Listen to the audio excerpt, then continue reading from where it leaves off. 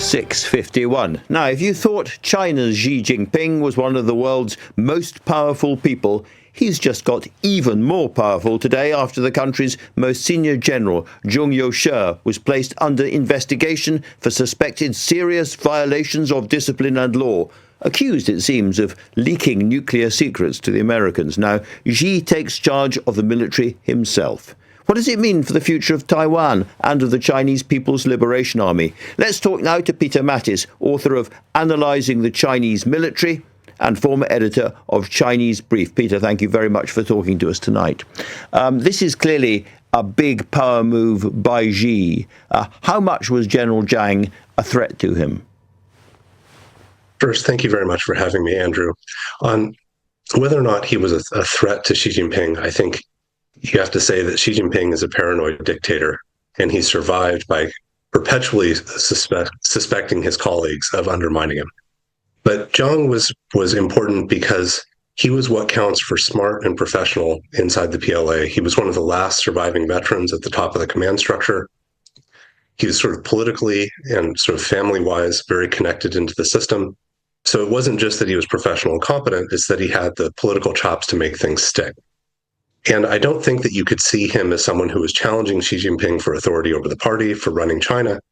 But what he was challenging was whether or not Xi Jinping's ambitious timeline for taking Taiwan or being ready to attack Taiwan in 2027 was even possible or desirable for the PLA.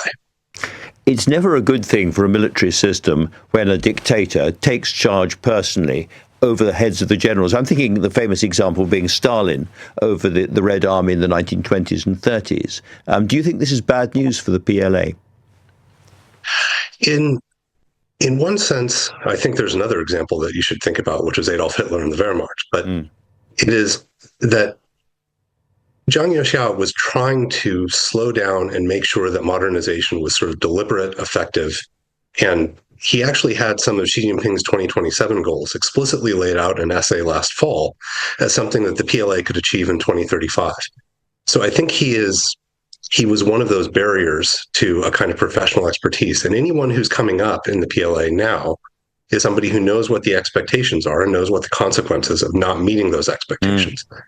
And the last thing, every time we've seen the PLA go into a use of force, whether you're talking about against the protesters in Tiananmen, whether it was Vietnam in 79 or Korea and other times before that, you've seen this kind of clamp down on the military leadership, an effort to make them politically reliable before combat. So the Stalin analogy is, perhaps a little too apt.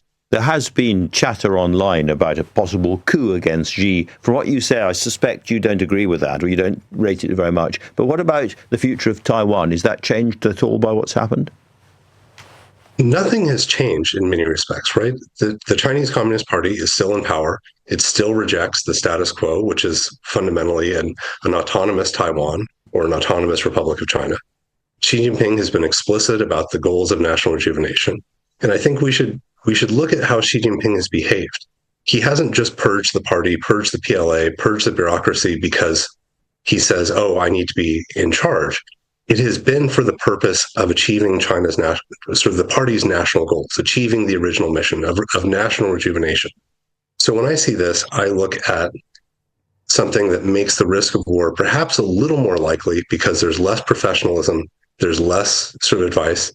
And we would tend to look at a purge like this from our perspective by saying, well, actually, the PLA is not ready. Their leadership is in disarray. So maybe we can not think about this for a little while. And it's not thinking about it and not reacting in time that's going to make a window of opportunity persuasive.